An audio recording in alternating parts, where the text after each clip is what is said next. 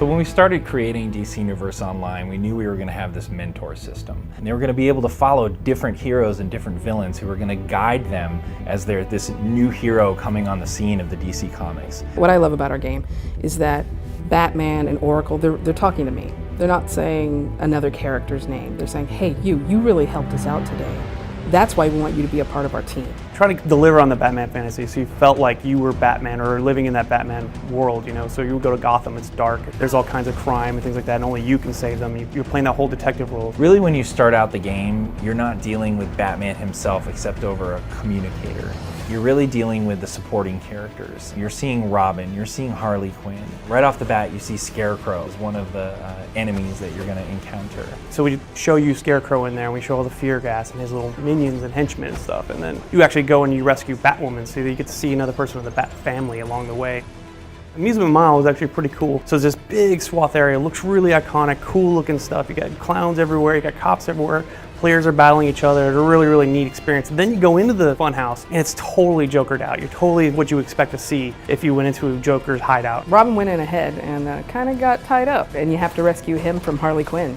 We actually do have a mission where players just can't get rid of a bomb, and they're tasked to pick up one of the Joker's bombs and find a place to get rid of it, and they end up throwing it into the river as an homage to Batman 66. It's not till like halfway through the game where you actually finally come face to face with Batman as a player.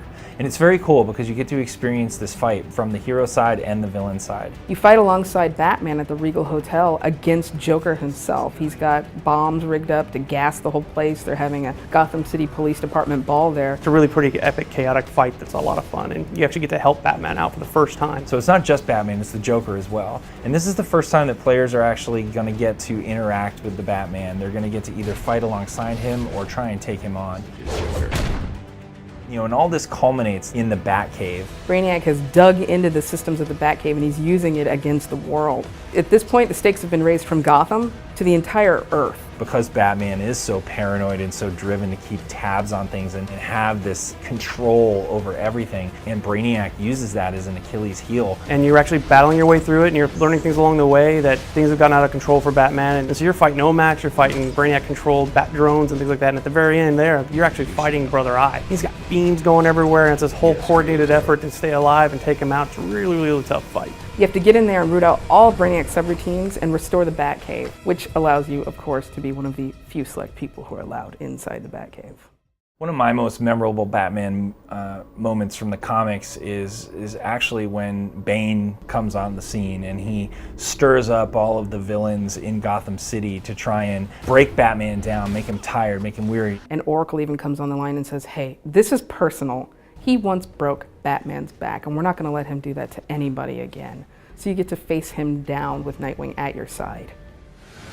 We have this interesting thing going on in Arkham Asylum in the game as well, where something is stirring up all of the villains that are in Arkham and sending them out into the city, and this is causing all this chaos. Poison Ivy, Mr. Freeze, and Scarecrow. Each one of them has their own wing that they've taken over, and they're actually recruiting more members to set out an army and then take over the whole city. At the very end, Batman shows up and thanks you for your help, and you basically save the day, and it's a big, long, fun alert, one of my favorites.